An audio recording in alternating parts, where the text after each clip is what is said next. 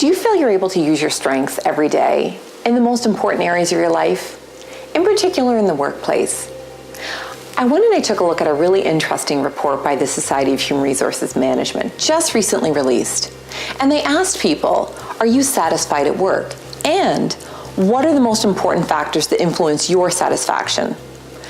For many people, one of the top factors was if they felt they were able to bring their strengths and that those strengths were valued. And when they were asked, do you feel you're able to do that? Only about 37% said yes. That's not great, right? So I'm curious, what is the reason why? And what's the impact? You see, I've worked with lots of people as a speaker and as a coach of over 250 people. What I notice very commonly is when people aren't able to bring their strengths to work, there's a huge disconnect. They're looking for other jobs. They're finding other areas of their life where they can bring their strengths because the strengths need to have some place to go. If you're a leader, if you own your own business, or even if you're a peer who's very invested, don't you want to make sure that the other people who show up to work every day, that they're equally invested? I want to share with you an invitation because this is 3 parts of a video series where we're talking about the importance of bringing your strengths to work. I encourage you to sign up for your newsletter and subscribe to this channel if you haven't already, because there's more coming forward.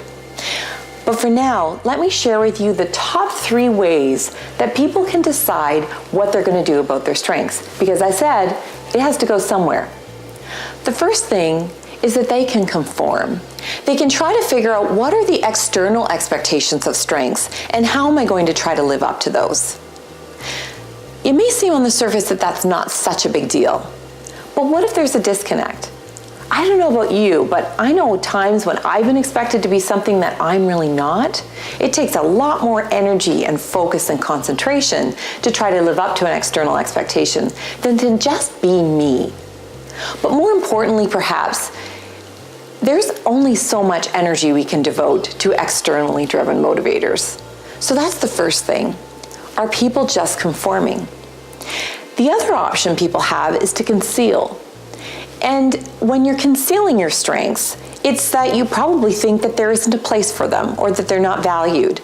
And I believe that they're important, so I'm going to keep them to myself.